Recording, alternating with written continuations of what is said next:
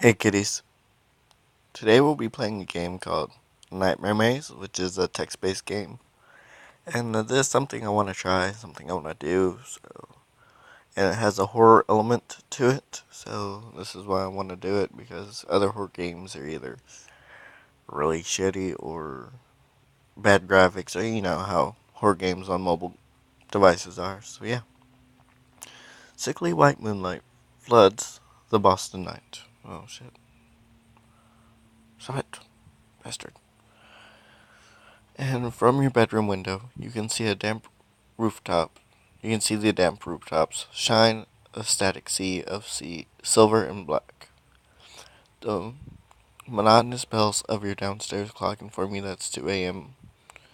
on the morning of June 17th, 1854, and your skin starts to crawl as you realize there is little chance you will be able to stay awake much longer. A bird flits past your window, and your heart jumps. Someday, you'll tell yourself, I will get fully over this irrational terror of birds. For now, though, the sudden appearance of a silly childhood fear has changed your perceptions. Every quiet creak has become a murderer in the house, every shadow a dark ghost. Welcome to the Nightmare Maze. Will you be able to reach 100% insight and solve the mystery of this poor fellow's dream? The purring pile of blankets next to you is your wife. A heart, a a jitter. What the? Do you give an edge? Uh, no, good idea. Let the poor dear get some rest for once. After all, you're the reason for the sleepless nights. The nightmares end with your screams loud enough to wake the neighborhood, let alone someone in your bed. The pairing resumes, and you are once again alone. The nightmares have plagued you your entire life, but recently their effort on your waking days has increased severalfold. You have become ill from the lack of sleep, wan and yellowed. Your marriage manages to survive somehow, but you have started to wonder how long that will last. A quick inhalation and a bob of your head. You almost dozed off there. Returned to the nightmare land. You try to calm yourself the way you always have, by imagining fire. The blissful memories of childhood all involved a bright, happy flame. The oven in your grandmother's kitchen, the fading hearth in your childhood home, where you played by the dim light as your father smoked his nightly pipe. Campfires of friends telling secrets and swapping knowledge in voices quieter than the sounds of crackling pine. You'll just close your eyes for a brief moment. Just a long blink to ease the dryness. Shite. I'm sorry, guys.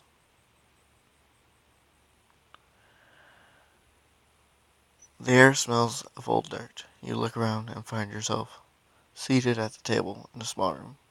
Aged paint flecked off the walls years ago. The window has no glass. You remember selling the panes. A bare fireplace has been cobbled into a corner. A woman stands at a counter and stirs a squat black pot. You realize you are dreaming.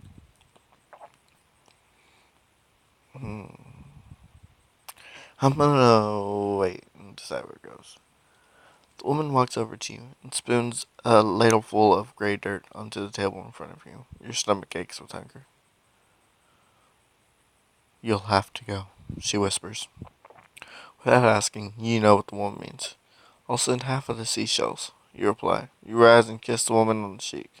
The salty taste on your lips from the tears does not fade as you walk through the door, down the gangplank, and on to the busy dock. Okay. You have arrived in New York City, and within a few minutes of walking the dung-filled streets, you have seen more people than lived in your old hometown. The hunger has yet to subside, and you know you must find work. A man in a military uniform smiles at you with a mouthful of swords. And, hello, Ginger, he says. Ask him what he wants. I want you, the soldier growls. His sword teeth clashes against each other with the sound of the ancient battle. His mouth opens wide, as a man can go, then wider. He ingests you in a single gulp. Your fear increases. The gate of the soldier's throat opens out to a blasted field. Brown grasses crinkle beneath your feet. You look down and you see that your feet are webbed like a duck's.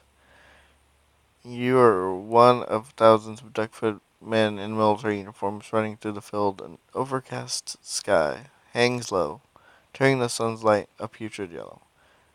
As you run along with the crowd, your goal becomes evident. The entire mass of men headed straight for a cliff wall which rises 100 feet above you.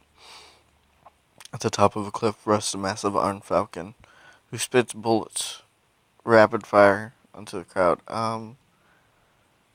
Fire my weapon, I guess. This is really weird. You take aim at one of the falcons, but your weapon will not fire. You gain lucidity and decrease your fear. As the rushing army reaches the sheer face of the cliff, they are mown down by the metal falcon like dry wheat before the scythe. Bodies pile upon each other, wave after wave of web-footed men try to climb. Rotate your stuff. I rewashed your stuff this morning. Stayed in the washing machine all night. But can you rotate your stuff?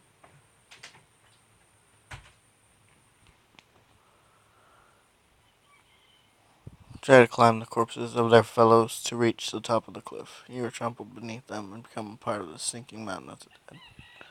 You lay in the pile for a while, glad to be out of the fray. Before long, you become liquid and seep through the cracks. You pull, congeal, reawaken, lying on the ground naked in the new moon, dark forest. There are men nearby, men with evil insects crawl over you, but you dare not move.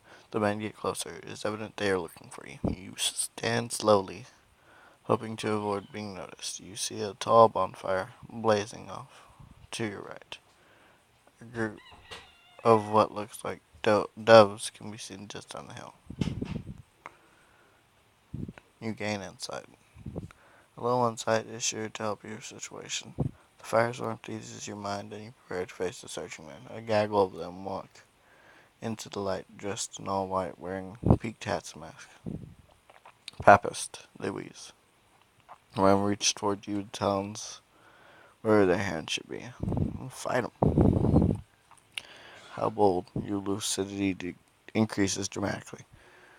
Your weakened punches do not stop the men. Dozens of them now pour from the trees, taking flight and soaring towards them with chilling screech. Knife-sharp talons tear your flesh, and you are on your back again. Men huddle around you, drool pouring from beneath their masks. You are not real, one whispers. We will eat your mind. At the signal of the mighty crowing, the feast begins.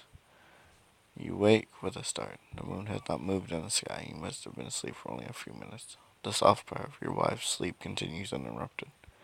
There's a blessing at least. A feline stretch of the back is the only indication that you were hurt at all. Sleep returns in the merest moment. You are not returned to the dark forest with the men in white, thankfully. Instead, you are in a forest made of glass and concrete. Buildings rise above you far higher than possible in the real world. Dozens, dozens of stories, something akin to a locomotive engine passes you at unthinkable speed. Chrome gleaming in what little sunlight reaches between the massive structures. You walk around the angular city in a comforting, non-consecutive manner of dreams. An old Italian man sells fish from a wooden cart, carefully eyeing the police. You pass the stores selling boxes on which talking pictures are displayed. The boxes showing a handsome man, as you know he is the President of the United States. You also know he is a Catholic, which surprises you. On the boxes, a black vulture lands on his shoulder and stabs into his eye with a beak. Something small and sharp hits the back of your head. You turn and see where it comes from. Two pigeons in sweaters, short pants, grin cruelly at you. A flick of a wing hurls another rock at you.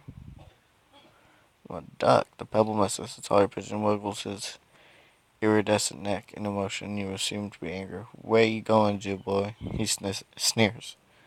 His friend takes to the air, swooping towards you with talons aimed at your face. Your fear increases. You scream, and the ground gives way as you plummet to the blackness. Slabs of concrete whirl around you. The pigeons do not follow, instead shouting obscenities down into the pit. You land softly into the bottom of a very tight room with impossibly high walls. Looking up, you see there is no ceiling. A bird flies across the visible sky, giving you a shiver. The room widens a bit, and you look around, changing into the drab office into the corner of your eyes. Three men in a suit sit behind a large bare desk, a cold green shaded light being the only decoration. One is wearing a suit of blue wool, another a white tuxedo, and a third a deep red velvet robe. Monocles twinkle in the dim, undersea twilight of the lamps.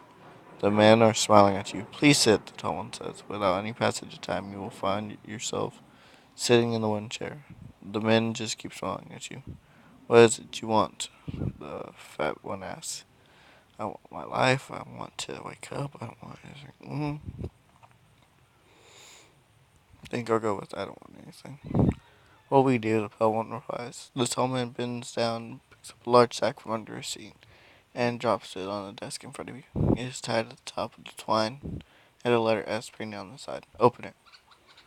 As you reach toward to pull the twine, you hear a cat meowing in the inky dark behind you. Sound is quickly drowned out by the tinkling of seashells pouring out on the sack, onto the desk, your lap, and the floor. "We will allow you this," the tall one explains, "but you must entertain us, or protect us. But never be us," whispers the fat. "What?"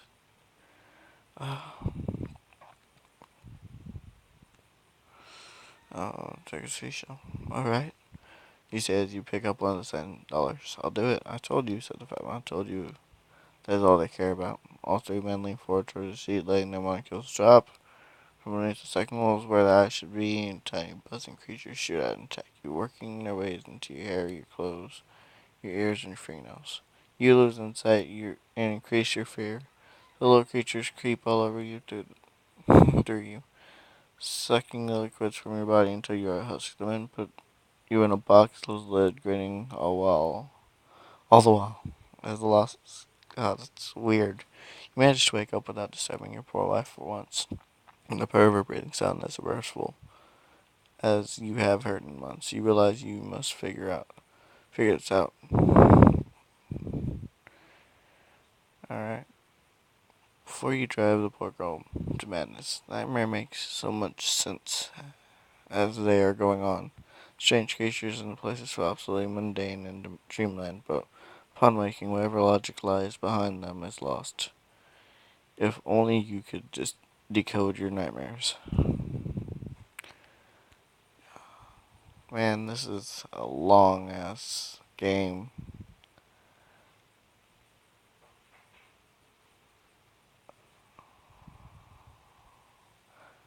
Uh, fuck, I don't know.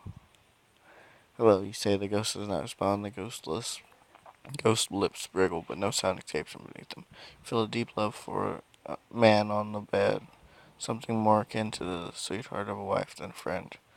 And to see him struggle causes a dead weight behind your sternum. A gaggle of physicians wrestle into the room, clucking and calling the long microscopes. "Show them away." Dr. Cox said. "He will die. He deserves it." Argue with them. You wrestle statement. "How can that be? No one deserves to die." The doctor begin and move in unison, dancing around, beating a terrifying tattoo with their arm. "He deserves to die," they chant. "You deserve to die." You grow in immense size, but the doctors grow fatter and taller. Their nose extending to orange beaks. Before long, their dancing changes and they begin to take bites at you. Every step being scream tears through so you shake yourself desperately. You cannot wake yourself up. "Wake up, darling. Wake up, darling." Your wife wakes you, sad red-rimmed eyes meet yours. You realize your mad dreams are destroying the person you love most. If only you could understand the dreams, maybe you could defeat them. The dream world is a strange and foreign place. You do not reach 100 insight. Were you to do so, more story will be revealed. damp night. Alright. There smells of old dirt. You look around and find yourself a woman. Alright, so, okay, so I lost then, right? Because that's the same one. Okay. That was really weird. It was really long, longer than I expected. So yeah, this is Nightmare Mason. This is Time Tiger signing out. See you in the next video.